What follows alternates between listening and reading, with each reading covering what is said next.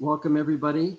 I'm not sure which session number this is. I don't think it has a number in my system, but around 50 of these presentations have been done so far for the Canadian Association for the Club of Rome.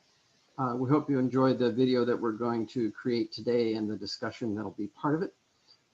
Encourage you to subscribe to the YouTube channel. Encourage you to join the organization if you should so wish. You don't have to be a Canadian to do that, or somebody located in Canada.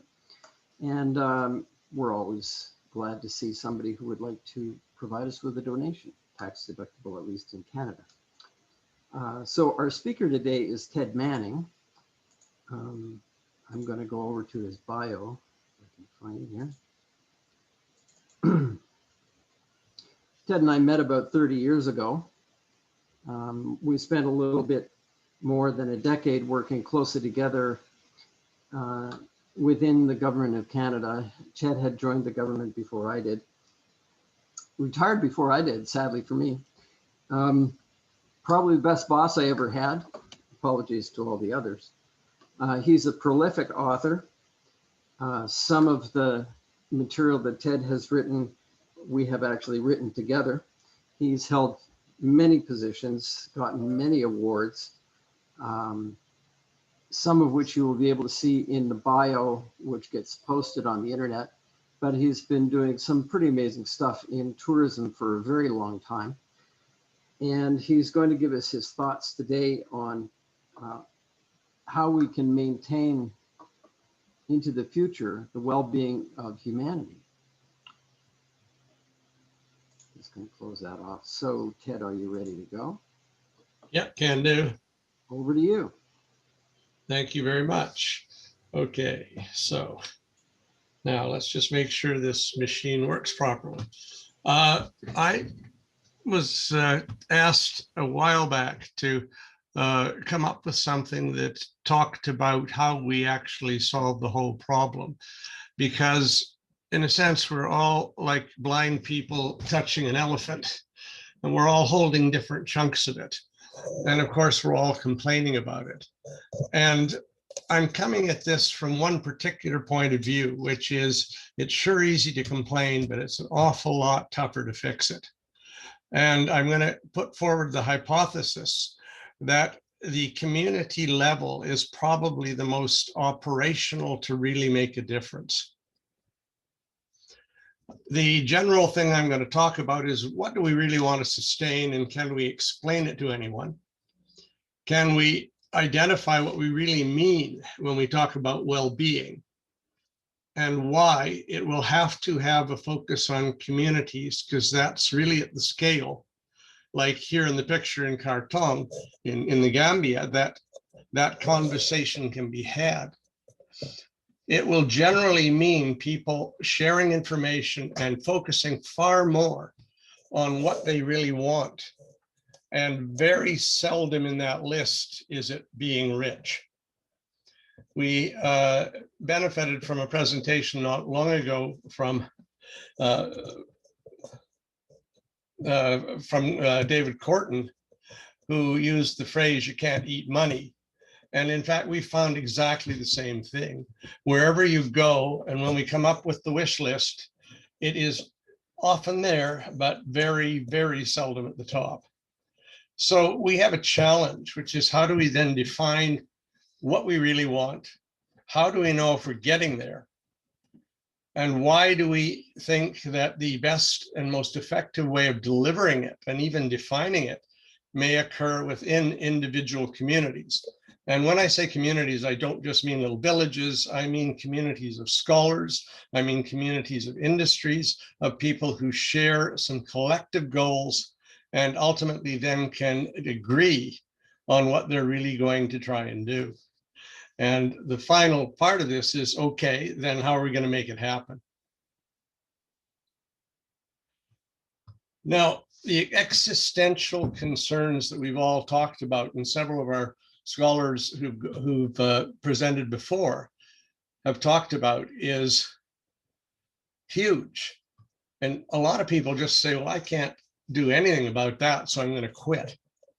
But the fact is that most of the conversations regarding what is needed and what is likely to happen and how we may, in fact, adapt to these and maybe even cause changes in how we deal with the major existential issues that we're all very aware of, everything from climate change to overpopulation to massive consumption, is going to generally happen, initially at least, at the community and society level, often and most often at very, very small scales. Not only that, but it's usually going to come back to, can we actually implement it? And if you look, even if we're trying to change big things, like the impact that we have on waste, the impact we have on use of carbon, it is being delivered one person, one community, one county, one small state at a time. As we said, we've done an awful lot of work to document what the real problems are. But the real issue is, if we can't solve it all, can we at least start figuring out how to solve it? And how, if we have to do it one chunk at a time, then let's try doing that. When we started a project, and Dave Doherty was one of the ones involved in this, we had a job through foreign aid to clean up 143,000 chemical and metal factories contaminating Lake Tai. The problem was, of course, you can't just wave a wand and say, do that, even if you are a despotic government that can say you must do it, because it just won't happen. And what we found was we had to work with the communities to find out what was real, to find where the stress points were, to find out what they could do to fix it, and ultimately to create several thousand success stories, things recognized by different parts of that industry, of all those chemical industries, to find solutions that they could actually do. And quite frankly, many of those 143,000 factories don't exist anymore, and many of the others that still do now have ISO certification. What it is building one chunk at a time. But the thing is, you got to get shared goals. And we found that the shared goals are very, very difficult to do in large societies. In fact, it's a bit of a challenge for mixed societies. The places that find it easiest are often relatively homogeneous and have hands-on issues associated very much with something local, where the local supply of fish is no longer sufficient to feed them, or where they realize that their own contamination is harming their water, limiting their ability to produce crops, limiting their ability, in fact, to conserve the things that are most important. And in this part of India, one of the things most important, despite an awful lot of other issues, is keeping the cows happy.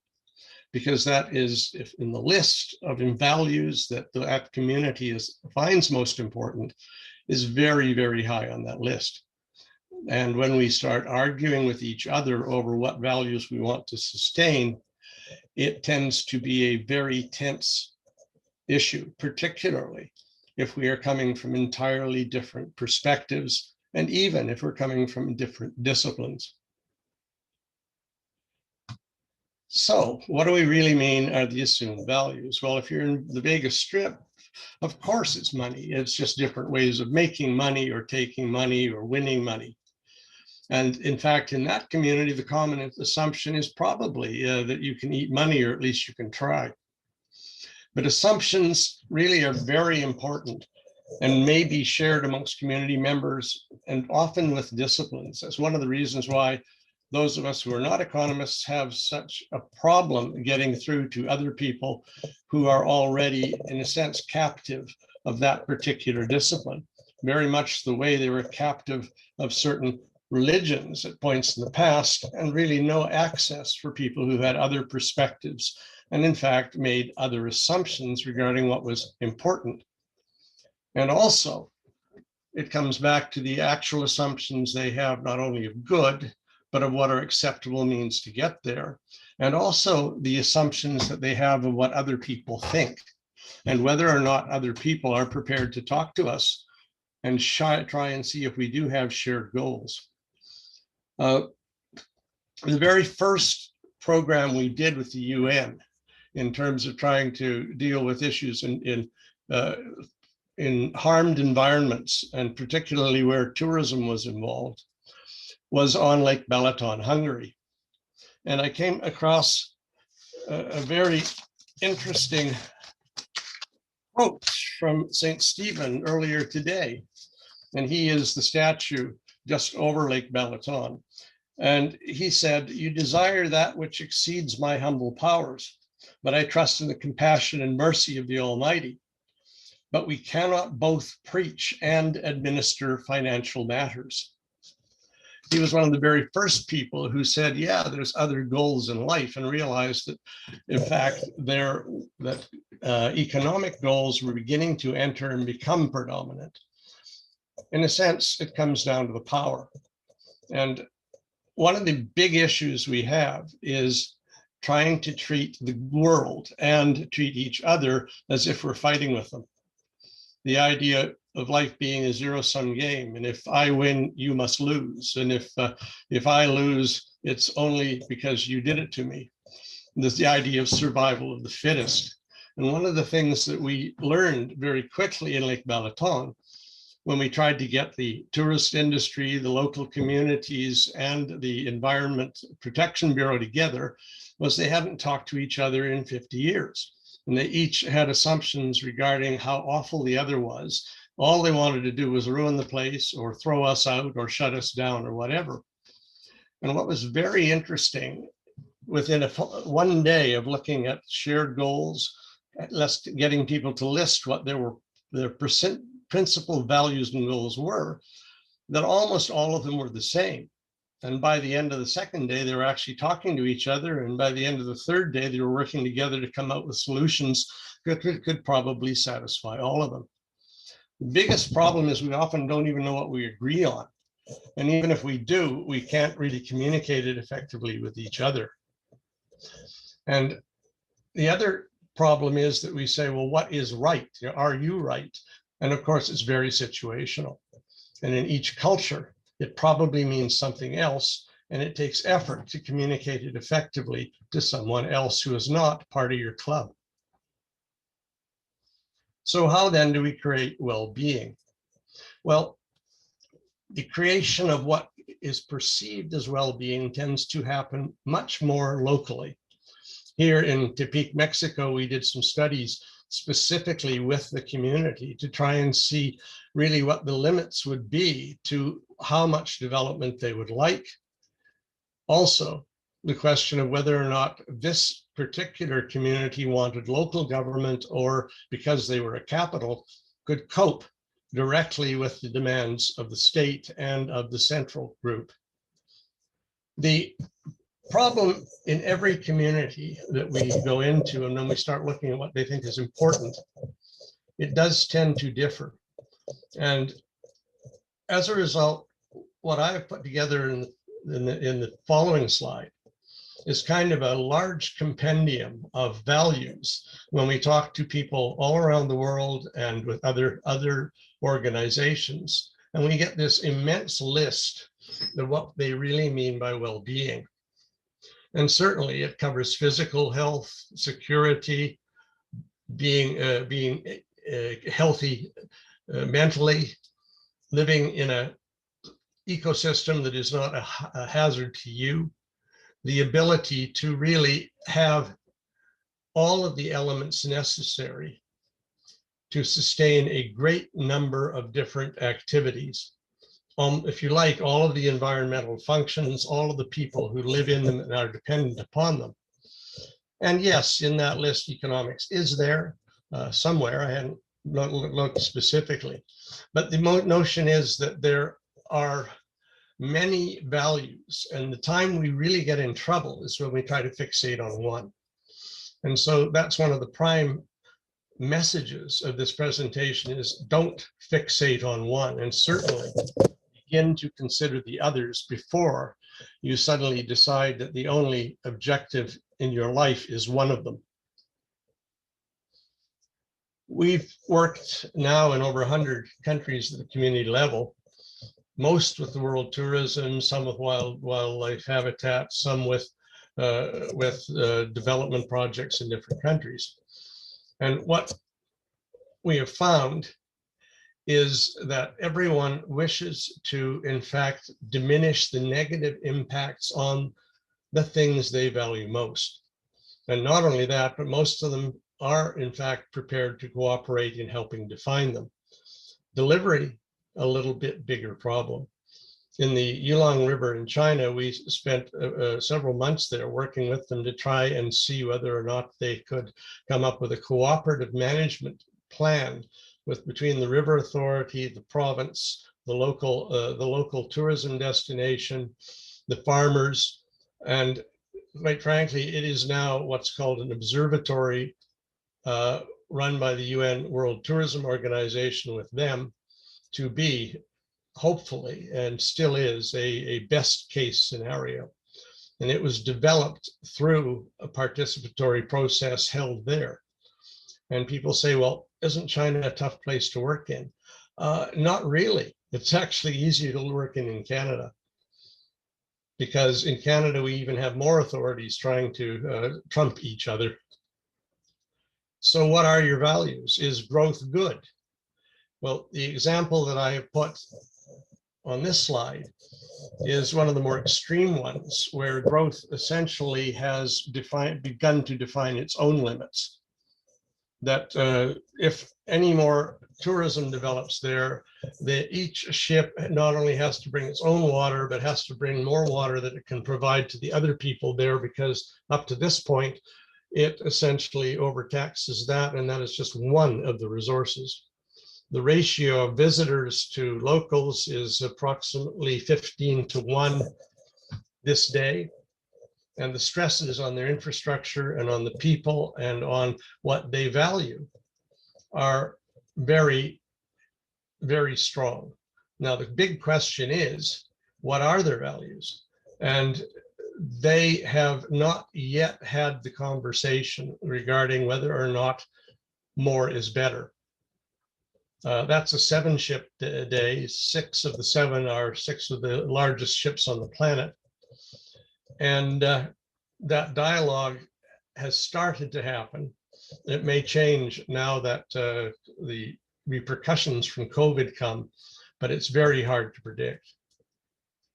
So who then is it that gets to decide? If you are able to successfully identify those values most important to a community, you're usually operating within a specific system of decision-making. This particular example from Iboji in Cameroon, where we were looking at developing coastal villages in that area, it was in fact a council of elders. And what is really interesting in this one is they may not have used the word, but they identified themselves as members of a commons. And in fact, the decisions of who fished when, how far out they went, how many went out each day, and how the shared catch was actually doled out was done between the traditional members of the commons, which involved primarily the fishermen, but also other elders from the village. We are used to situations where the decision of what happens is usually done by councils or elected officials here in Canada, but also it's often done by self-chosen individuals or groups who essentially come forward with power, and usually in the form of money or influence or ownership, and become the decision makers regarding whether or not a new factory or a hotel or whatever is built in a place at the expense to the others. And that is why we've been working hard to get fairly extensive participatory processes involving all stakeholders. And in fact, we've been developing a template for this using a range of indicators and also using a defined range of participatory processes to get people to debate exactly how to implement at the highest level the 17 new sustainable development goals. And the decisions which we made at the meetings in various parts around the world, I was participating in the ones in Morocco, came down to really looking at what actually would facilitate in the definition more locally of the actual application of the 17 goals. And many of those goals, of course, are very broad. And if you go back to that long list, they're all in there. There's none of them not represented there from what was the list of goals that we had, in fact, compiled from a range of operations around the world, and again, at the community level. And my conclusion, again, is that it is not going to work unless we have clear agreement on what is likely to work actually in a community. It's nice to have the edict from the UN or from the national government, but it's not going to happen unless it happens locally. And also in many of these communities, the unofficial decision makers. Most of you are aware of, in smaller communities, somebody often not elected person is calling the shot. In fact, a very interesting study done in southern states looked very clearly at all of the important decisions affecting the community.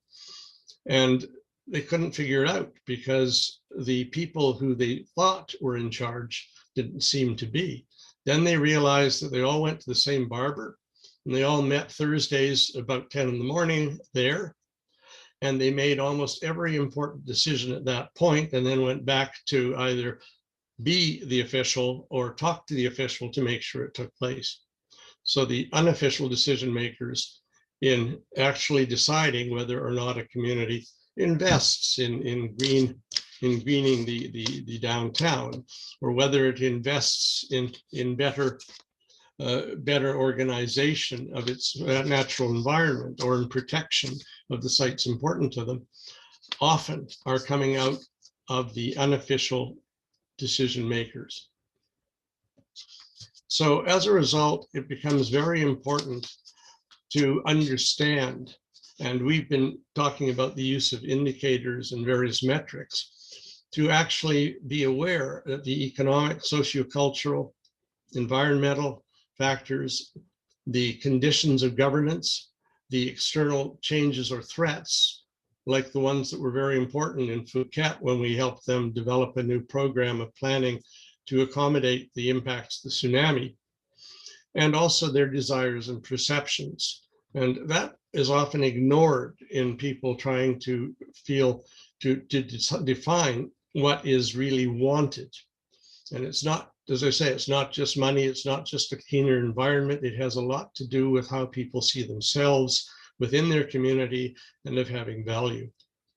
But it is very important to the people who do try to take the decisions to understand clearly the risks and the internal and external factors that are important. And we have yet to find a community that does not ultimately understand that. It has resonated from the smallest village, like that I showed you in Iboje, through to World Heritage sites like Machu Picchu, through to looking at development of environmental and sustainability programs in a very odd community. It is the Central Party School of the Communist Party in Beijing. But these kinds of approaches all draw on shared perceptions and the collaborative definition of what are the desired goals, as well as using the metrics to help them define them more clearly. And when it comes down to real places, like this one in Machu Picchu, it becomes a little more complex because there's not just one community seriously interested in what happens here. In fact, the globe really is. It's a World Heritage Site, one of the most known ones. And the tension in this one comes between the locals and those who wish to visit and those who may not even live here but have control over the standards that are applied to whether or not people in fact get what they want. Big argument about 5 years ago was whether or not a funicular was going to be put up to the top for people who were having difficulties getting there. And also the roads were very, very windy.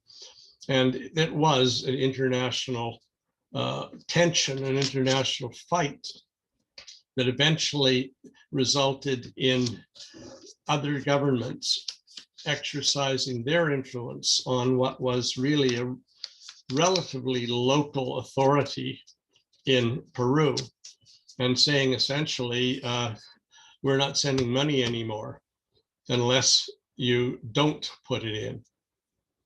The value associated with the traditional site, its level of preservation, was seen as more important than the collection of revenues. And they have now developed a fairly strong standard, which is a general consensus on the limiting of the number of people allowed there at a time, that will actually help preserve many of the key elements of the Machu Picchu site.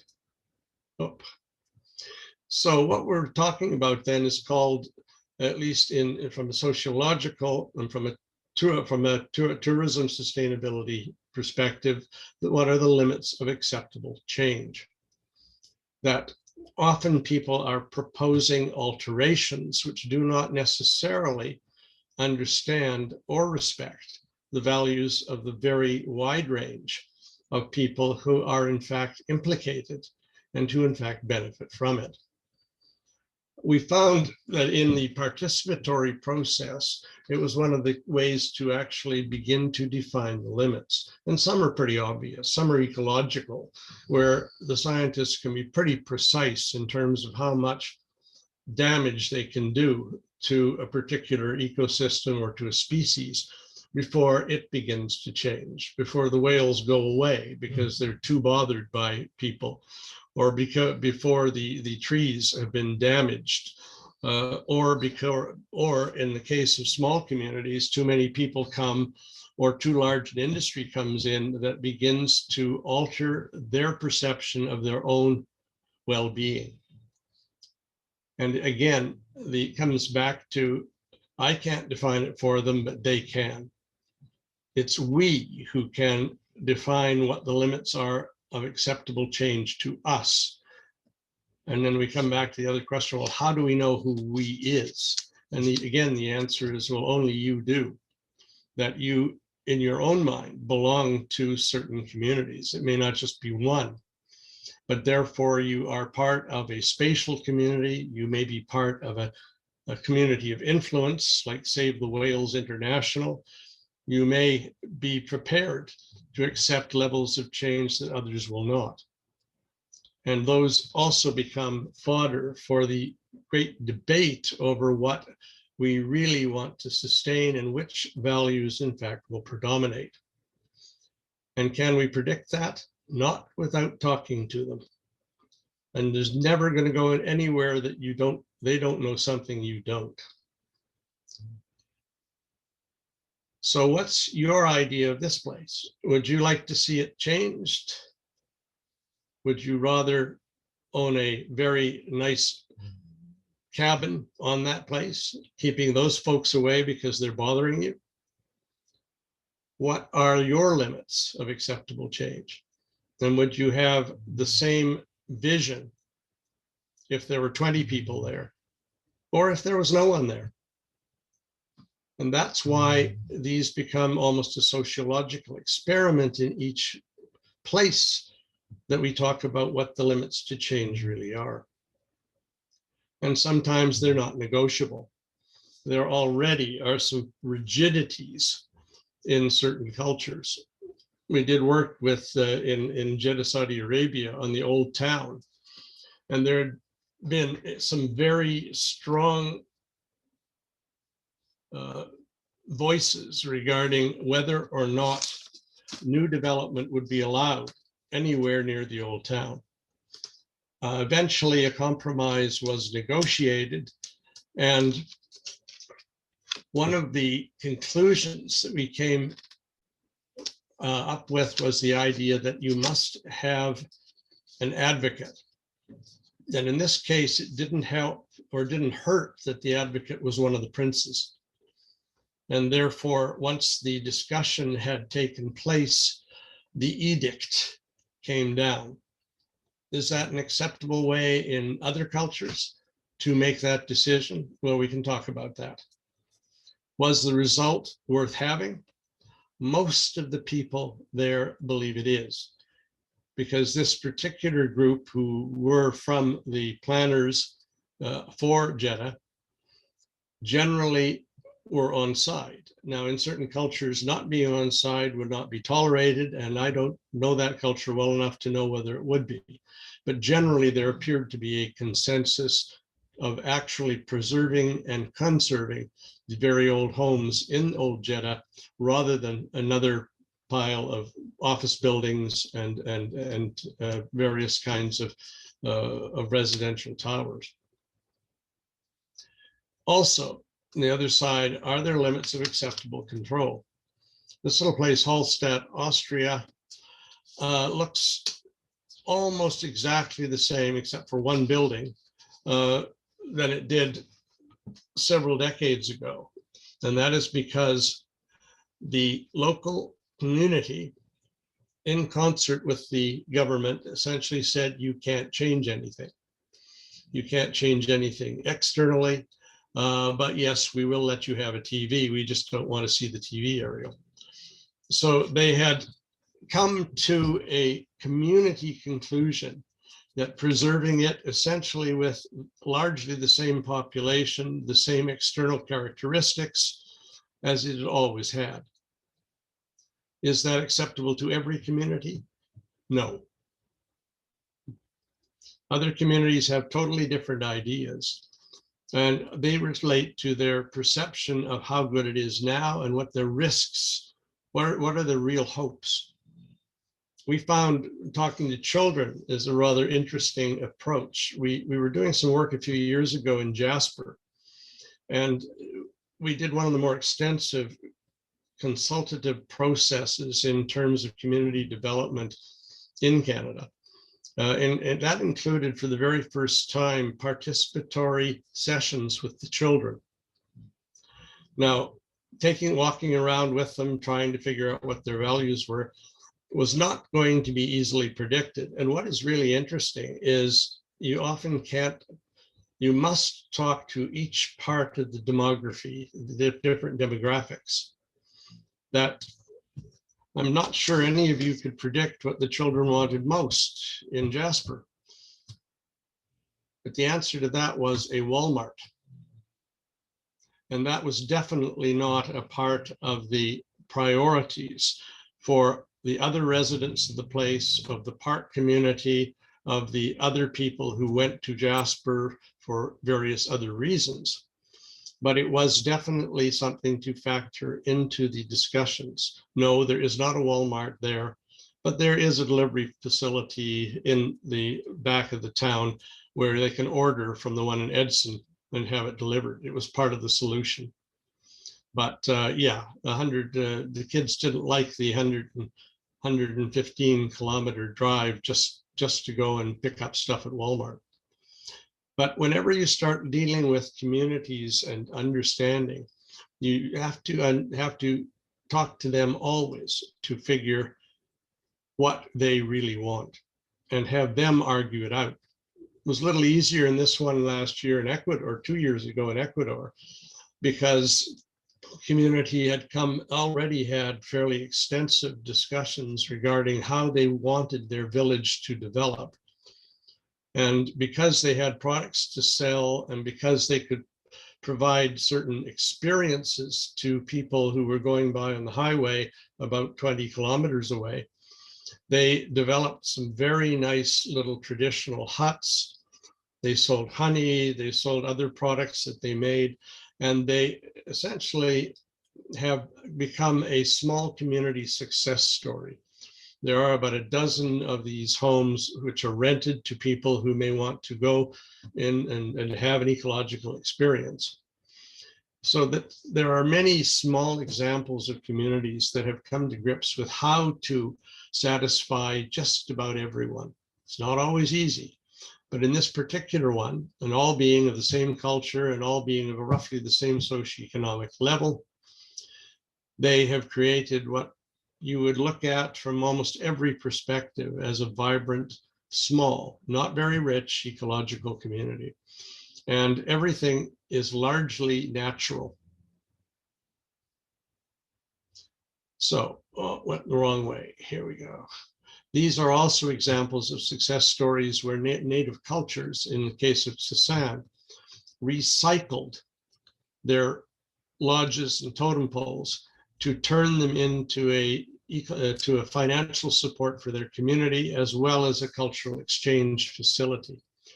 And the same thing has happened in Banska Štiavnica in Slovakia, where they essentially came to a community decision to try and preserve the external features of that community virtually permanently. And it's another one of those communities where they said, don't touch the outside, but yes, you can have heating and television. And that is a trade-off in many communities. This too is a similar example. Consensus repositioning of a fishing village. Zhouzhuang was a canal fishing village for years, and it is considered to be one of the most quaint and picturesque villages in Eastern China. The big issue for them, and I'll hit it in the next one, is the carrying capacity. They have changed the village drastically, even though it looks the same. Almost every one of those is a place where visitors from Shanghai come to stay the night. And the crowd, I call this a traffic jam of junks. And almost every one of them is people going in and out of the village. So we spent a fair bit of time with them talking about what were the limits to acceptable change. And finally, the one real success we had back about 15 years ago was to convince them not to let any cars in, to make sure that anybody coming was kept out of it. They agreed, and they all now use their boats to take the people into the village. And that way, all of those people make a living doing that. It's still overcrowded, but a lot less overcrowded than it was before. And we've been doing recently the very same thing on capacity and sensitivity in San Miguel de Allende, where we're looking, because it's just started to overgrow way too many people for some people's wishes. I could do a whole study or a whole presentation just on this one because it was about the most fun. But what we essentially did was, again, ban cars from the village and also changed the, tried to develop all of the local industry, which is food industry, art, and other things, to keep people very happy. It's won a prize as the most attractive small town in the world on 3 different occasions in the last 5 years. And that is done because there is a broad consensus within the community that has been developed regarding what the limits are and what their sensitivities are to specific changes. A lot of people wanted to build a lot of accommodation, hotels, and rum factories and things right in the town. And the consensus has been they're not going to. And again, if anybody wants to know more, I can tell you a lot. We did a fair bit of work there for about 6 months, 2 years ago. Because things really do change. When I first arrived in this village, we were probably the first people coming in ever, or first foreigners to be seen. We're very among them. Nowadays, a lot more people come, but the notion of being welcome to foreigners, the kids running to see you and say, will you come back to my home and see my dog? It does change. It does change as other people come and more, and these kids actually make a living cadging money from the people on their way to Machu Picchu. Are they doing it because they want to? Well, they're certainly doing it because their parents want them to. And that, again, comes into the notion of what are the limits to a change that are, in fact, tolerable to the visitors, to the people, and from other broader points of view regarding how you treat children. I'm getting near the end. I guess we're running a bit long on this one, but there are also some changes happening now as a result of COVID, which are changing the values that many people may have. Something we've been working on in the last year or two with the small island developing states of the Caribbean are on the notion of creating sanctuary areas and sanctuary resorts and sanctuary ships where only people who are vaccinated can come and they can be safe while whatever happens to everyone else could be something else. It is in discussion now. St. Lucia is talking about it. Barbados has already initiated a thing where you can come there and be safe and please bring your money. So when we look at the indicators issue, the idea is to try and define clearly the reality as seen by each of the participants. We've done dozens of workshops around the world just to get people to debate these particular things. And in fact, the new system of observatories that the UNWTO, UNIDO, and UNEP are developing on the model that we developed a few years ago through our indicators work means that there are now about 50 around the world where we're clearly monitoring what are the success stories and trying to develop real information that can be shared with others and benchmarked against each other.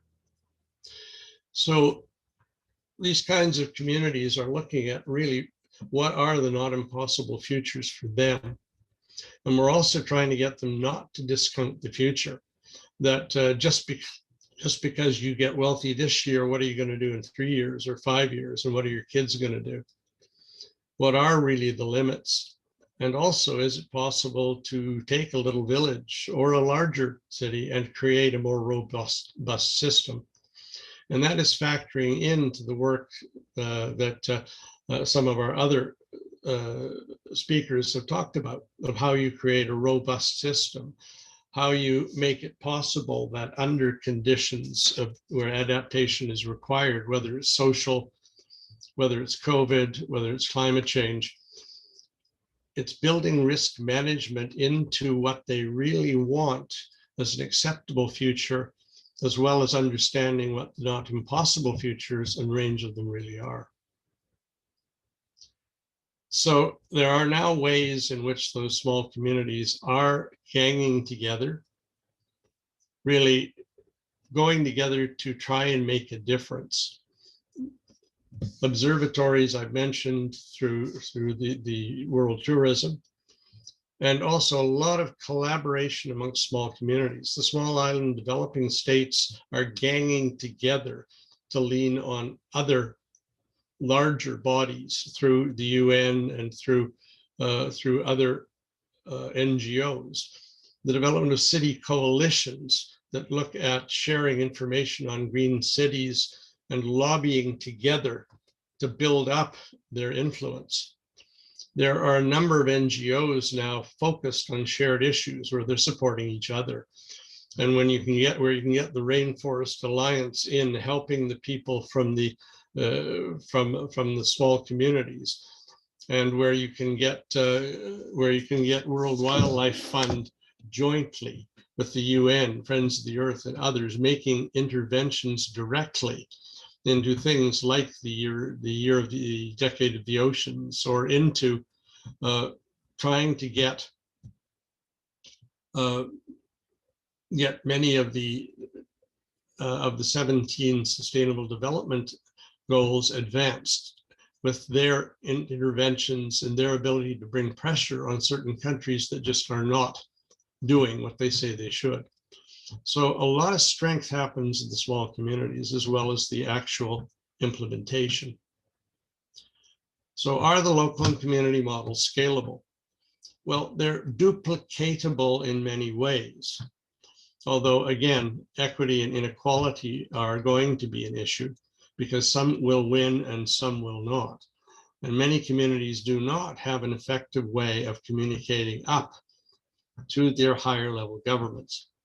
The fact is that in many cases, the more senior governments are controlling the obstacles, that you can't do what makes social or environmental sense because the law says you can't.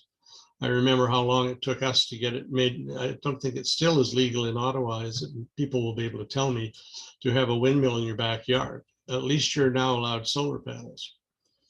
So the problem really is to try and get others together to agree on desired futures. We've done a lot of field applications around the world, and these are just a few.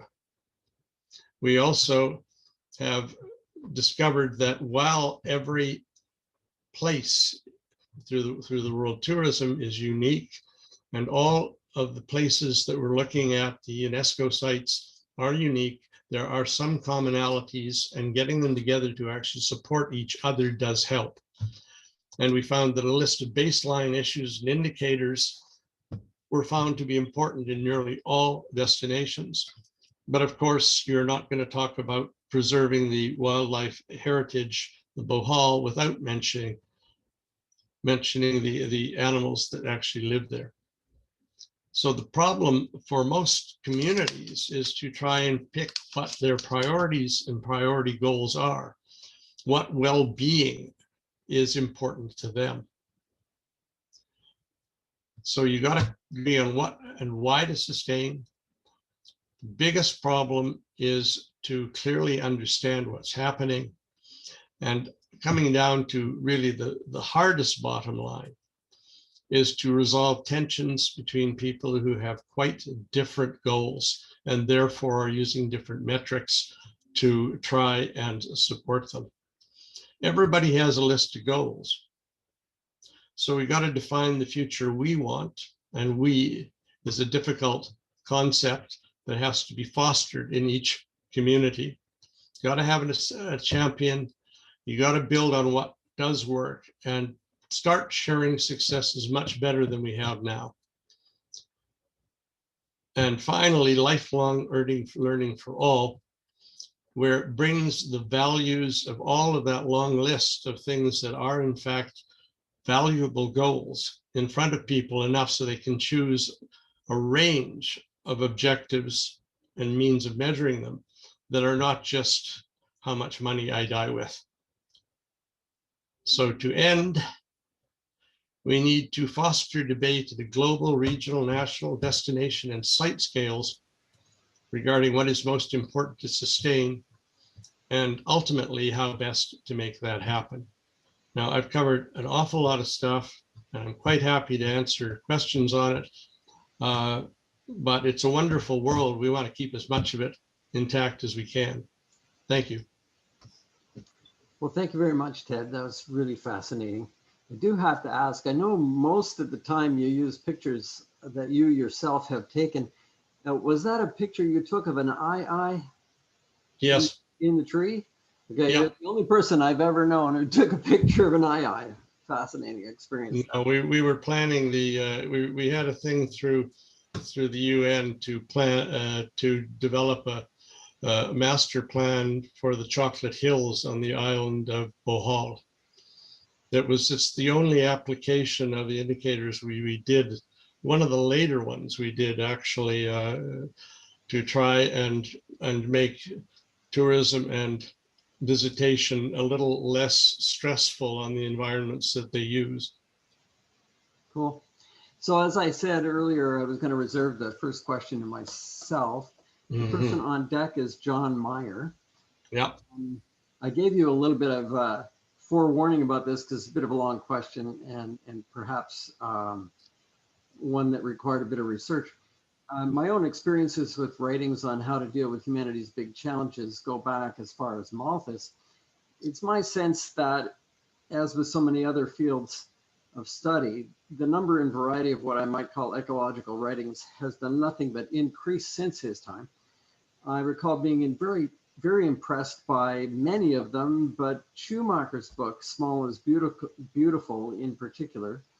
And I was wondering, how might his ideas on large-scale organizations meld with your current thinking? Do you think his suggestions for problem solving could be useful at this point? Yeah, it's a long time since he wrote that. Remember, he's about contemporaneous with the Stockholm Conference, and even so, I think that he and many others around that time realized that the big guys were not listening to everything that was important, and that they really, that the reason that the small is beautiful approach, and several others were doing it at about the same time, was why the whole idea of having a range of indicators and of state of the environment and state of the society reports were being done. The whole concept was that, again, the field had been abandoned to one or two single metrics, generally by economists or by the financial community, and that there were a lot of other perceptions vital if people were actually deliver something that was resonate with everyone. Were they right? Yeah, I think they were. And there's been a lot since that to elaborate the idea that there are many, many other values that need to be considered. The ability of people to weigh them against each other is not good. The planning community around the world has always had tensions between the people who have some goals and those who have others. And while there are some methods, it too often comes down to power or to the last person who talked to the guy who has power. And I'm not sure we have an easy way around that. It's definitely worth a debate and a discussion. And in fact, if we have people who can offer solutions, that's why I'm always looking for success stories, because where they do work, we can probably deconstruct why they did, and to go back and see how many of them are in fact transferable and replicable. Great, thank you. So I'm going to move now to John Meyer, and on deck we got Jean Doherty. Yeah, Ted, I think that's the most photographically excellent presentation we've had. It's fabulous. Anyway, do you find that the resistance to change happens more at the local level or at the upper levels? I mean, clearly there have been national leaders who have been able to push change down, progressive change down the chain, or do you find that communities generally are the ones that institute progressive change and attempt to force it up? What do you see in that flow direction? To do it right, it takes both. And unfortunately, we seldom get that. In my opinion, certainly in the environmental field and in provision of social services, the communities are anxious to lead or anxious to argue the more senior levels of government into doing what they want. If they do have political power, or if they have the ear of the person at a higher level, they may actually be able to set up the support systems they need to carry out what they want to do locally. Very few communities can operate opposite what the senior governments will do. And that's why it's so important they get together, define what they really need, and lobby together. Well, I guess very few politicians, I think, lead, but many of them are prepared to understand where the community wants them to go, and then bounce to the front of the parade the moment it's convenient to do so. Okay, thanks. The other thing I wanted to say is that you made the point about a non-stratified society with basically generally the same goals and same lifestyle is much more easily, arrives at decisions much more easily, and I think that's a critical point. But thank you. That's true. Okay, Jean Doherty's up, and Gabriella Graffinis is on deck. Thank you, Ted. That was really an interesting presentation, and I really would like to ask a question. It's a bit of a follow-on from what John was talking about. in terms of the consultation and so on that you go through, in the case of Jasper, you talked about talking to children, which was a unique way of doing things that I hadn't really thought about.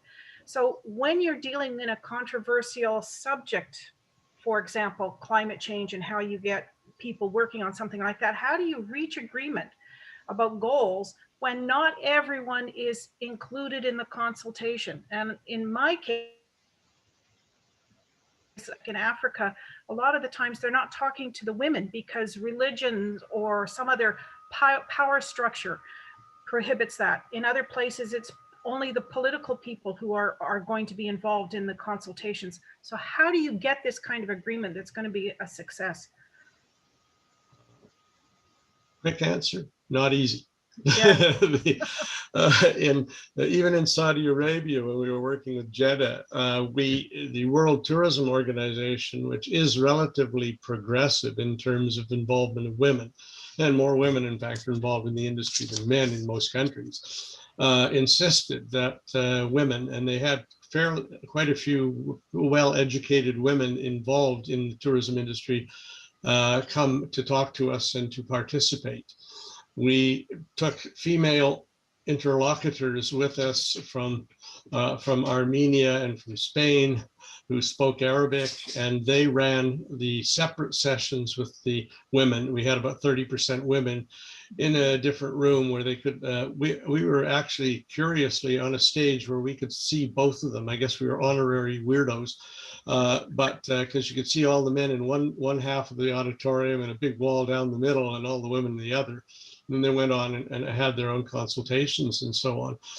Both were very valuable, but the communication, was not possible. Some communities will not let you talk to the kids. Others will be delighted to bring them along and have them banter with you while you're around the fireside.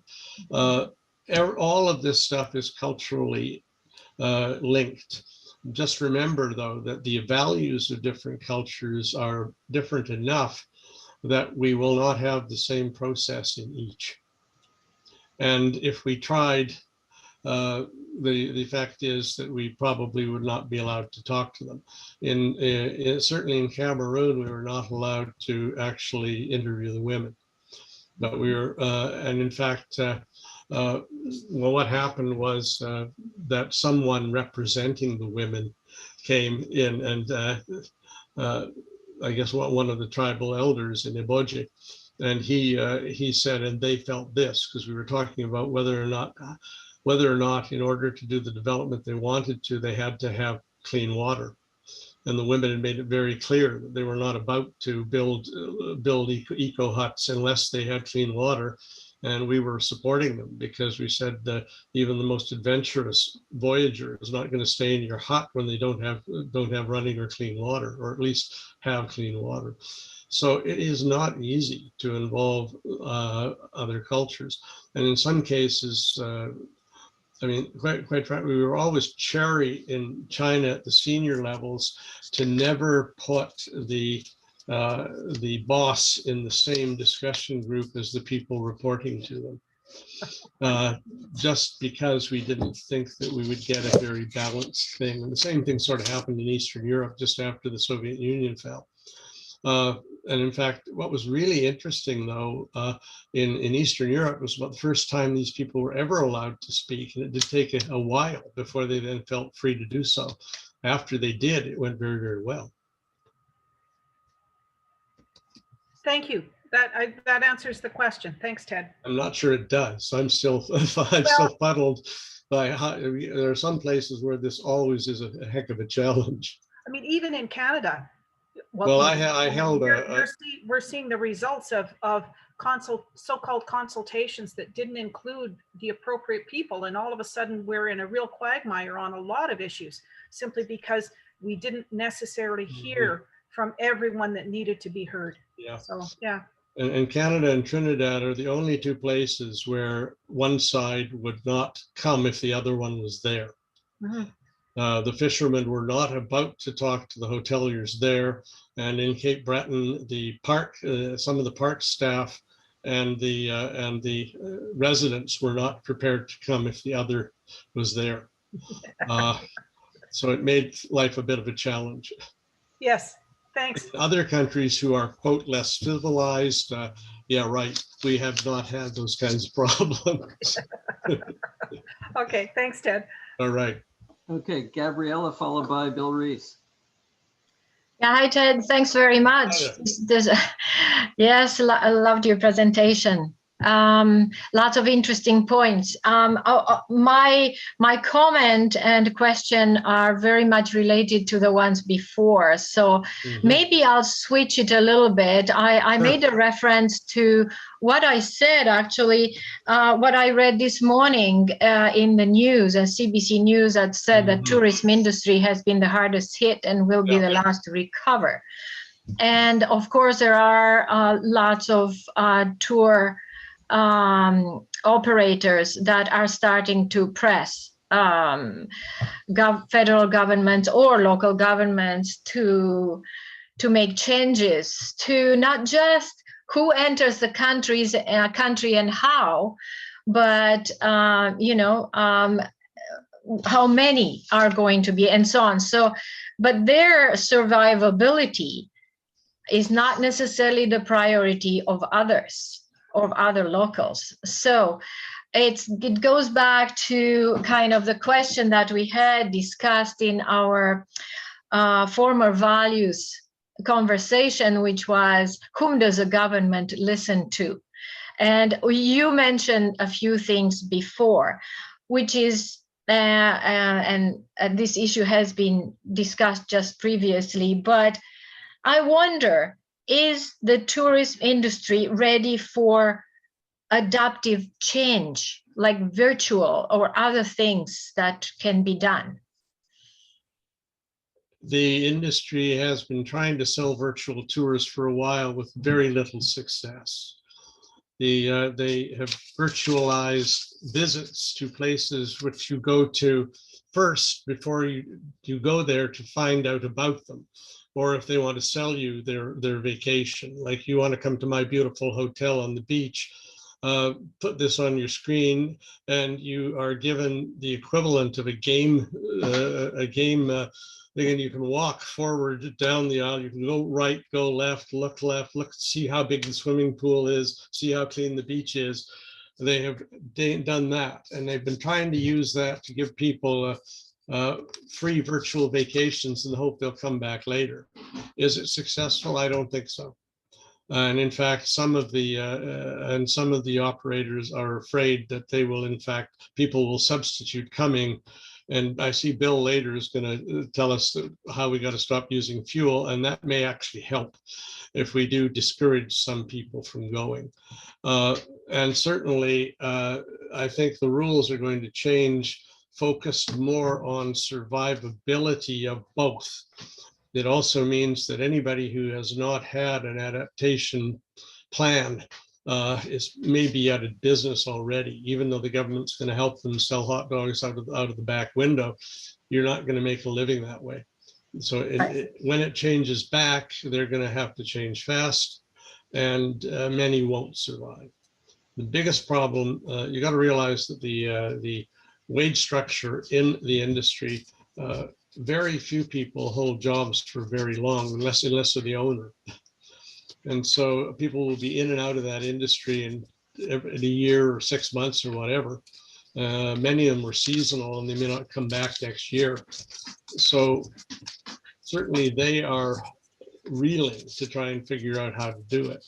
The good news is that the moment they open stuff out, people want to roar back. At least there's an unrequited demand out there. Are they ready to accommodate it? I don't think so. Some are, but not many. Now, how is it going to survive? Well, the government has been the godsend for many small businesses just by providing them with largely cheap money for a while. And for those who are relatively astute, they will probably parlay it into something. I don't know in a year's time whether the government's going to feel much very positive about giving people the right not to have to pay back their loan. But and that may be pretty big for some of these places. But no, I don't have a good answer for that one. We thought we were doing pretty well at looking at the main levers to push people into sustainability, to have a lower impact, to bring less people to the places that were fragile, to get people to do more local tours. One thing that might happen is, in fact, the notion that the cruise ship just sails out and sits out there, and you have a nice time on it, and the casinos and don't go all around the world, and you might save a lot of stuff. There are now 2 electric tour ships working in Norway with Hurtigruten Tours, and they say they can be pretty close to zero carbon. But then they have an electric system, hydroelectric system to plug into at each port. That doesn't happen often elsewhere in the world. Lots of changes are coming for sure.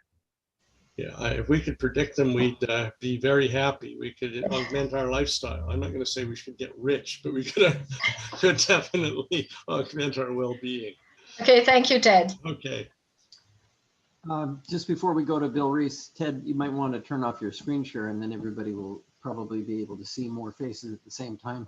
Yeah, okay. I can do, So, what am I doing? Oh, yeah, I can turn off. Sure. Yeah. Stop share. Bill Yeah, but Reese, it's a lot prettier than I am. we're over to you now.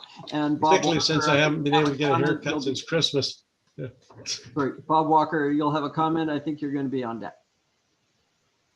Hi, Ted. That was a terrific presentation, a Thanks. world tour, relieving my anxiety of not having traveled for a year and a half. On the other hand, I can't wait to go next too. yeah, well, that brings up my next question. Mhm. If the world really got serious about climate change, I think aircraft and cruise ships would be among the very first things that would go. Yeah. So, you know, we've got, I suppose it's one of the fastest growing and largest industries on the planet now. What happens to tourism in the absence of fossil fuels? Yeah. We've had some think tanks on the industry on just that. And certainly there's the usual technical fix stuff that you are very familiar with, where people think that they're going to come up with some sort of magic. I'm not going to spend a lot of time talking about that. There is some hope, particularly, as I mentioned, like the electric cruise ships going up and down the coasts of places that can provide them with ample hydroelectricity. That's not going to work in the South Pacific. And COVID has done this too. There are a lot more people chary of cruising. The other downside is that the moment they make the cruise ship, some of the cruise ships, a COVID-free haven, an awful lot of people flock on and just try and stay there so they don't get infected. So that's also a predictable possibility. And a great way to get rid of the old, did we lose you? I just shut down my video to clarify Okay. the bandwidth. Right. Well, you should put it back on. Yeah, that's better. But yeah, the whole notion is that the industry is going to change. The demographics show that there will be a continuing demand. And the challenge, I guess, is for places to control it. Locally, they can control it. Molokai already has said no cruise ships here. We don't want visitors. We're just going to be happy in ourselves in a nice little sanctuary island, and we don't want to bother with you guys. And there's a couple of other places around the world who are doing that. But yeah, I think there are some industries, like even aviation, the same game. That unfortunately you can't Zoom a vacation. You can Zoom a meeting, so you don't have to go to Berlin to talk to someone, but it's pretty hard to Zoom your cruise to the Caribbean. So the answer is yes, you have identified a very serious issue. Many people, when we talk about well-being, see travel as an element of their well-being. question for you. Can we convince them to only go? How about if they can have 100-mile diet? Can they have 100-mile life? On the other hand, that's pretty hard to convince people in Yellowknife to do. So I think it's easier to convince my friends in Europe, where they say, "Oh, it's no problem. I can get anywhere I want to go on a train." Well, yeah, you can here too, but it'll take half your life to get there. Thank you. Okay. And there's still, I think you have, your question actually implies a lot more, and I'm gonna have to think about it. And we'll be talking again anyway sometime soon.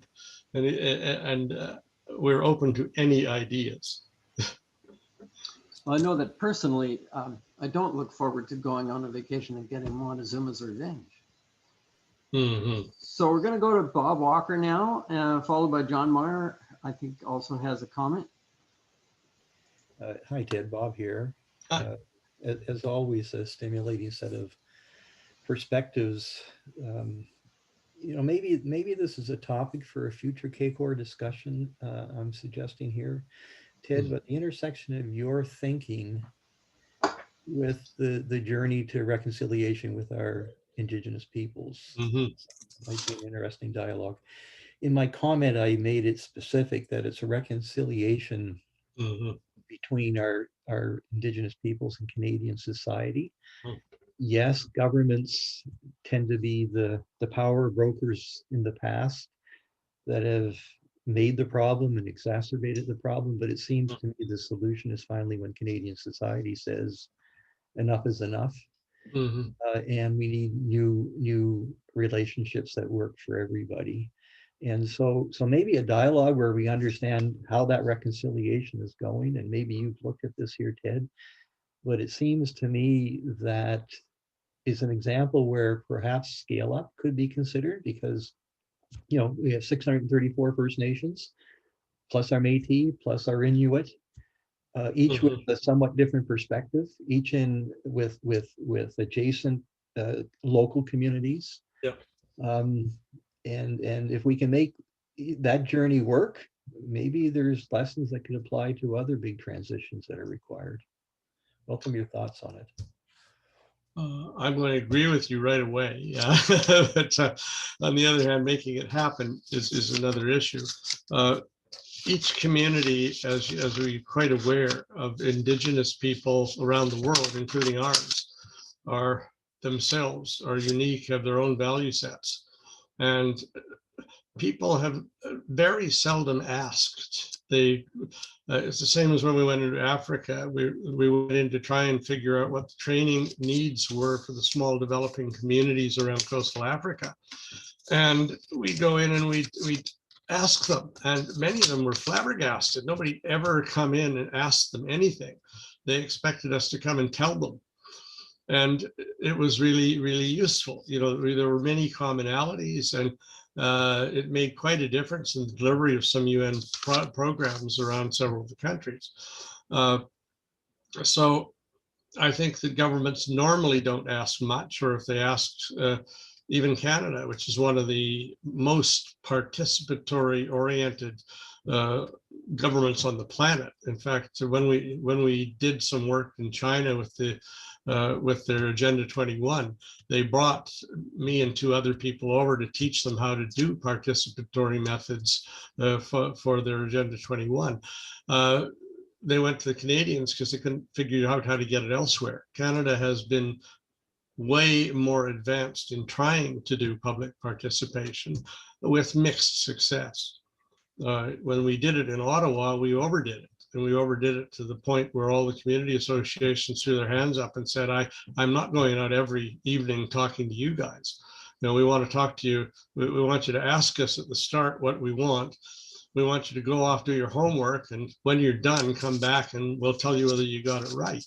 We didn't want every person in our community, when they did the Southeast Industrial Park in Ottawa, they had 17 crews out essentially teaching people how to consult with every one of the little block groups and so on, trying to get them all mobilized and in, and they were essentially counting the number of heads that they had rammed through their training courses. We went to 2 meetings, and well, I personally stood up and said, don't call me again until you have something to tell me. So there's really balance to this. Now, on the other hand, the one part that they did, I thought was very good, was ask people what they would like to be consulted on, how often and how much, and which of you people do you want to participate. That was a pretty good question to ask them, and the people who got mixed up in that stuff didn't do too badly. But yes, we can't look, in Canada is one of the few places in the world where governments are prepared to listen before they act. An awful lot of other ones will act first and then deal with the aftermath if they have to. Ted, thanks for that feedback. Okay. I also just make. But yeah, I have a hunch that crafting a sensitive, can you do it? Again, smaller groups work. And once they've come to the conclusion of what they want, then they can start interfacing with others and start building coalitions that will ask the things they do. And the West Coast tribes are not the same as the Cree, and so on around. Each of them are going to have quite different priorities. The urban folks in the Okanagan Valley have very little directly in common with the Mi'kmaq. And yet each of them have very legitimate issues and things they want to work out. So every time we overgeneralize, we blow it. Ted, you're absolutely correct. And I'd also just reflect on comments I made in a presentation I gave a few months back, and that the interplay between reconciliation and the path to net zero in this country is so tightly interconnected. If we can't get the reconciliation conversations right, then a lot of the solutions we have for net zero will not happen. Yeah, no, it's largely the same game. It's being prepared to sacrifice something for others, even others in the past, not mention the ones in the present and the future. And that's another challenge we could probably have a very good debate on. Great. Okay, thanks. We're going to go to John Meyer, and Peter Monk is going to get the last word, other than a thank you, which will ensue. Yeah, Ted, just off Gene's question on consultation, Aurelia, Ontario, went through a consultation process, and the responses they got back from the citizenry, basically, cleaner air, access to nature, uncrowded, safe, the usual, I think, thing you would find in every community. So that was well represented. But then when they wrote the report, it basically came back to growth. Growth was the assumption. So, and there was no connection between what growth would do to the preferences. And so you've got clear preferences, but you've got a council and a consultant for whom growth is the absolute assumption of the municipality in Canada. Have you run into that? How would you deal with it? Well, right away, I cringe every time I hear of the assumption of growth. And in fact, we're about to have a consultation on growth. It's a little like when I get a questionnaire from one of the political parties, and they're going to give me a list of 5 options of the wonderful things they did and ask me to put a tick mark beside the one I like best.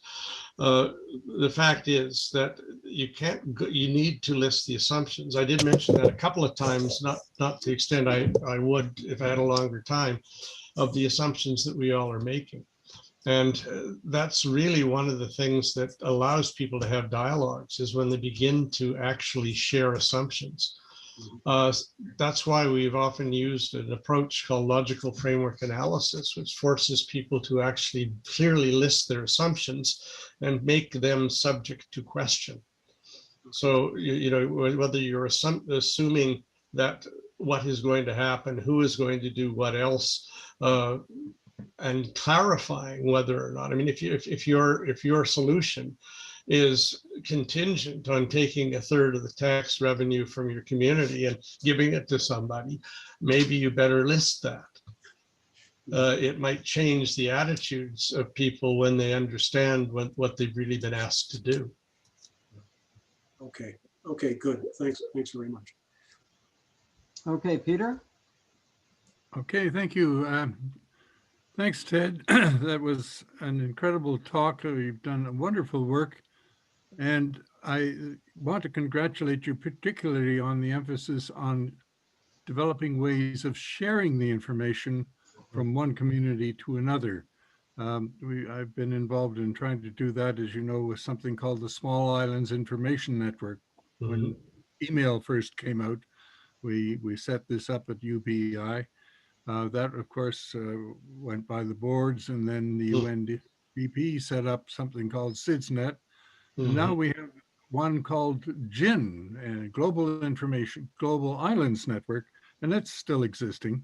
But James Ellsmore is doing something very interesting with something called Island Innovations and running webinars and so on. And so there are other attempts, but it is so badly needed.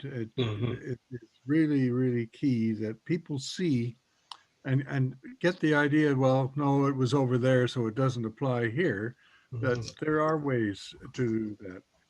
But in going through this exercise to look at the basic goals and so on and beliefs of their system, I mean, there are so many people doing that. The religious communities are trying to do that now. I wonder, have you ever looked at using the foresight process in any of these? Yeah, we've tried that a bit, but it's a little too sophisticated for many of the people we're dealing with. With governments, yes. And in fact, we've got involved with the Foresight Network, I believe, in the past. But I particularly like your comments regarding the small islands. I have been on the net with James Ellsmore, and been to several of his webinars. I think you were the one who tagged me in on that some time ago. And the thing that really struck me is that the changes that global communication have brought to actually bring remote people together. The one that really impressed me was talking to someone over a radio phone from Tristan da Cunha. One of about 40 or 50 people live on the island. And they, at the time, we were talking about how to safeguard ourselves from COVID.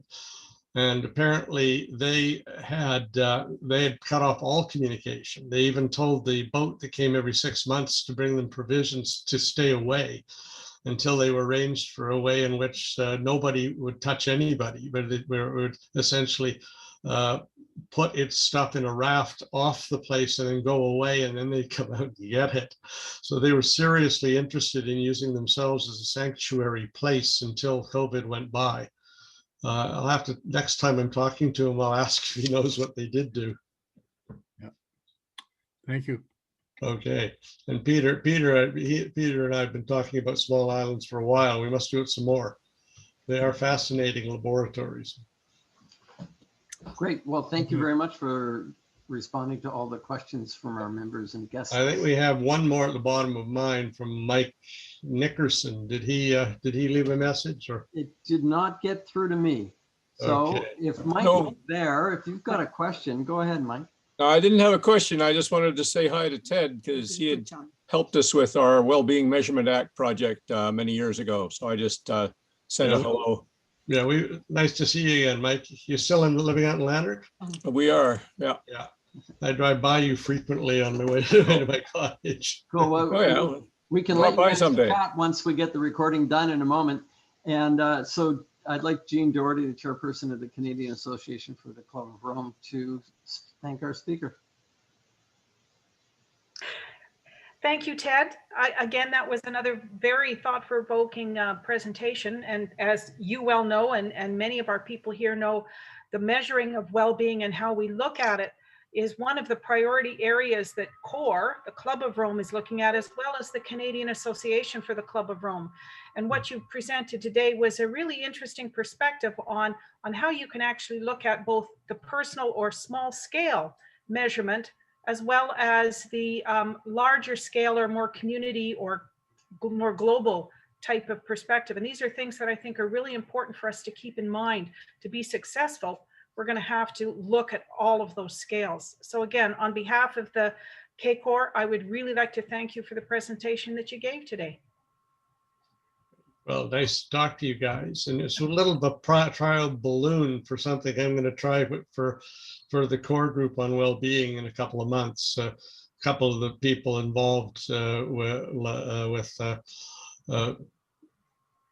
Anitra, if she's still here, is one of the members of this. Ben is involved. So we've had a few of the people to bounce it off of. And if they see anything they don't like, we can argue. Good.